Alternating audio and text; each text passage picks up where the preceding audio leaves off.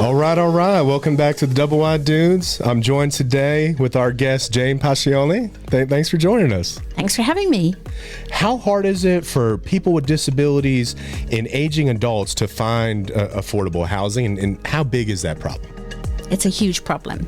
On top of affordability being the biggest issue, it doesn't matter if I can afford it, if I can't access it, if there are steps, or if there are other barriers for me living in that unit. And so for people with disabilities and older adults, it really is a huge problem.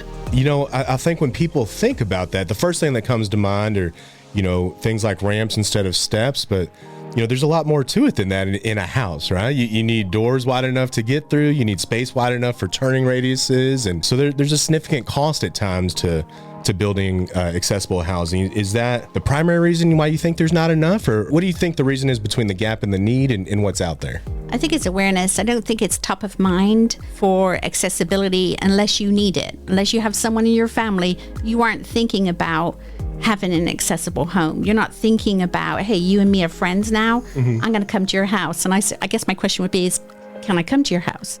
I'm guessing, I think it's a good guess, I couldn't get into your home. I'd say that's fair, yeah. Right. Okay. So it's not just an accessibility thing. It also goes down to a social infrastructure thing that people with disabilities who need that mobility or accessibility in a home, or even if they want to visit a home in a community, it really does close down your options. So we've got accessibility, we've got affordability. We know that people with disabilities are twice as likely to live in poverty than someone who doesn't have a disability. Oh. So all these things we've got to really think about. And I'm like, barrier-free housing girl. I'm like, well, why don't we just build them like this? Can we not build our way out of this? Can't we just build homes that are accessible no matter what age you are? Right. No matter if a disability, and it's not an if you get a disability, it's when you get a disability. Shouldn't we just be building homes that are all accessible? So this is not one of those things that we have to think about. Universal design, not just for someone like me, for someone like you. Yeah. I'm pretty sure Georgia and I and the creative team are going to steal your universal design because that just sounds awesome. I just wrote it down twice. Universal design is where it's at. It means that you and me, I can invite you to my house. You can invite me to yours. Universal housing. Universal housing. This is what I'm talking about. This is my challenge to you and builders out there. How do we get this universal design platform and just say, this house will work for you now. This house will work for you when you're 80 or 90. You'll be able to live in this house as long as you are able to. There's so many things I'm thinking of now as a builder that we have never thought of, to be perfectly honest, but they're so small for us to change, right? But they could make a massive difference. Right. Yeah. In someone's life, they can be life-changing. 100%. So why aren't we doing that?